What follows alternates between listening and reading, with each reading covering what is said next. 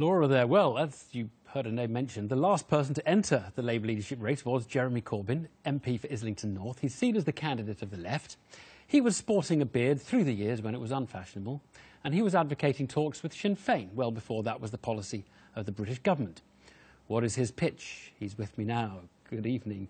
Let's go back into the past, because you were very famous for being, advocating talks with Sinn Féin at a time when it was deeply unpopular. Are you someone who's happy to be, if you like, let's say in the wilderness against the entire mainstream? I love being a Member of Parliament, and I love the opportunities to raise things, sometimes difficult issues.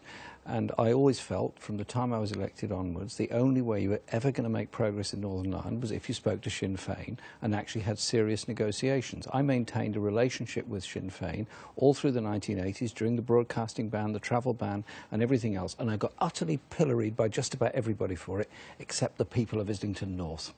Right. And obviously you don't have any regrets about it now. No, at all. No. Let's talk about whether the left can ever win an election. Let's say in England, let's exclude Scotland for the minute. Given the general election result, people just think you're never going to be able to make a left-wing pitch to the English. Well, Labour put on about 1 million votes in England between 2010 and 2015 in this election.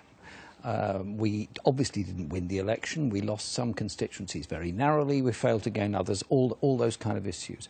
I think one of the problems in the election was there wasn't enough difference between the parties. Ed Miliband did very well on zero-hours contracts, did very well on rights at work.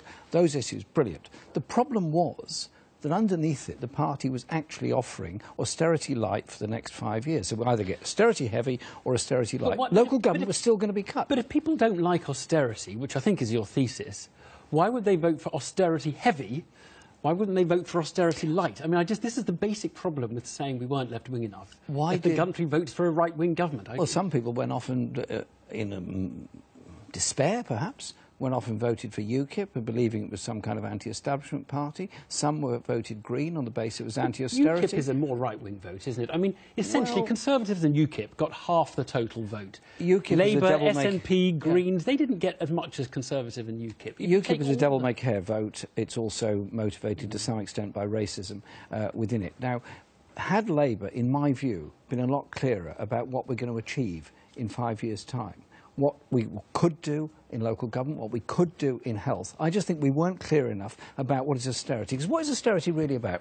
It's about reconfiguring our society in the mirror of the wealthier getting wealthier, the poorest getting poorer. Why are 1 million people using food banks? Why are there so many people sleeping on the streets? Why are there so many people begging? Why are we now debating cutting benefits still further, knowing full well the devastating effect that will have on the poorest people? But your pitch is you've got to get people voting for your party. You're going to need to get some of those UKIP voters back, who incidentally you've just asserted are racist in some cases. In some cases, yeah. But they're not. But I just wonder whether their the UKIP pitch is nothing like the one you want, and I just wonder why people would vote for UKIP if they want more of what you're advocating. People were very confused to some extent in the election as to what was actually on offer. A lot of the stuff in the Labour manifesto was actually very good. I agreed with it, most of it. The problem was that the fundamental economic strategy was not that different to what the Conservatives were offering, and I think we need to say why we're against austerity and what austerity is actually doing to people in this country. It is enriching the very richest. Let's take some some litmus test questions, if you like, on where you stand on issues. The royal family, first of all, because in some ways, of course, it's an anachronism to have in a meritocratic society, but it is an enormously popular institution and people feel very loyal towards it. Where are you on the royal family? Well, I don't know any of them personally. I'm sure they're very nice people. As an institution? Oh, as an institution, I am basically somebody that would want us to be a republic, but I recognise that it is not the major political issue. Right. The majority of people are content or whatever with the situation we've got. That battle if it's not a battle that I'm fighting. How big would you like the state to be? So, many people sort of think when the size of the state as a proportion of national income starts, that the tax take gets to 50% of national income. It's getting really dangerous. We're about 40 now. Would you worry if it got to 50%?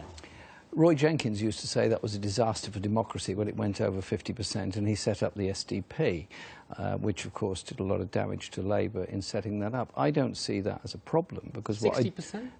No, I mean, you put figures. Do you go 50, 60, 70, Yeah, 40, well, 30? you've No, got my question. What's, oh, was that your next question?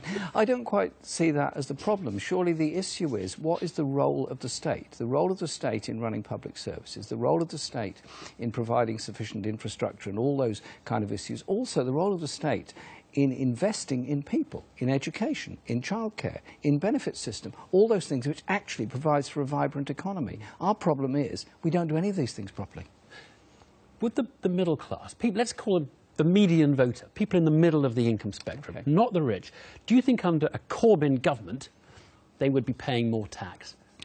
If they were earning over 50,000 a year, perhaps a bit more. If they're earning over 100,000 a year, quite a lot Right. more. The issue Now, has to be... But you know that the median income is way below 50,000 a year. So Indeed. I'm interested in whether The your median- pitch is... The median income is way below that. Yeah, it's like half that. I So would not see them paying more tax. The question is, are you saying that you can do all you want to do without ordinary people actually having to pay any more tax? Look, there's 2 points Is that really here. honest? One is we spend £11 billion a year in subsidising low wages through in-work benefits. So if we had a proper wages policy of, i.e. a higher living wage, a proper living wage, that would help. If we close down some of the tax havens, Channel Islands, Isle of Man, Monaco, Liechtenstein, Luxembourg. Do you think that can do it? You Yes, think that can... all that can help a great deal. But also, you start It's just to... whether you need if to be people have honest or to people, look, if we're going to have the state you want, you really are going to have to pay more tax, which Labour, of course, has not wanted to say since Tony Blair. I think you have to say that. If you want a good health service, if you want a good education service, if you want an effective infrastructure in all parts of the country, not just London and the South East, yeah, sure it costs, but we all benefit as a result of that. There's something deeply unpleasant about a society going forward knowing that in 5 years' time there's going to be more poverty, more homelessness, more destitution. Is that right, or is it necessary? Jeremy Corbyn, thanks very much indeed. Every year in June, the Appleby Horse Fair is held in Cumbria. It's not on the season of